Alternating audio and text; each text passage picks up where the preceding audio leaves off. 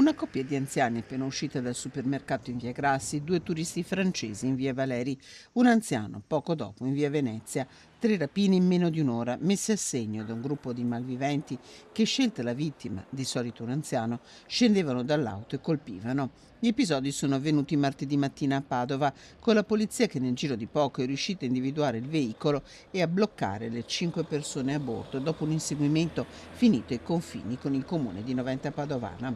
A lanciare il primo allert i turisti francesi, che forniscono una descrizione dell'uomo, un nordafricano, che ha strappato con violenza alla donna la collanina che aveva al collo, ferendo anche il marito che aveva tentato di fermarlo. Arriva alla sala operativa questa prima segnalazione, le pattuglie delle volanti si mettono sulla ricerca e indicazioni, anche si parlava di un'auto chiara utilizzata per la fuga da questo gruppo di rapinatori. Nel frattempo anche una pattuglia della Digos, noi abbiamo le pattuglie della Digos che ogni mattina fanno anche la ricognizione del territorio, ricevuta dalla sala operativa questa nota di ricerca, individua una macchina corrispondente e soprattutto i colleghi vedono che la targa posteriore era su alcune cifre alfanumeriche era coperta. Un'intuizione che porta all'arresto dei cinque, due tunisini irregolari in Italia di 20 e 29 anni e tre italiani residenti a Vicenza, una donna e due uomini, uno di origine brasiliana di 24, 28 e 39 anni. Secondo quanto ricostruito, la banda avrebbe prima colpito in via Grassi, dove era stata strappata dal collo la catenina d'oro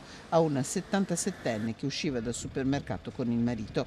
Da lì l'auto si era spostata in via Valeri, in zona stazione, dove nel mirino erano finiti due turisti francesi, lei 74 anni.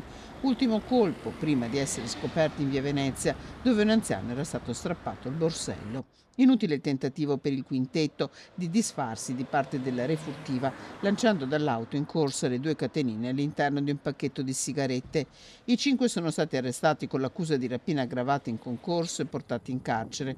Hanno anche rimediato una denuncia per ricettazione, visto che l'auto era stata rubata da Arzignano la sera prima. Prendersela con vittime anziane, vulnerabili, quindi con chi esce dal supermercato con la spesa quotidiana, o una coppia di turisti francesi, lei 74enne che viene spinta a terra, strappata la collana, siamo davanti alla stazione, il marito che la insegue, viene anche il marito spintonato, cade a terra, si ferisce un braccio, e insomma come vogliamo definirli?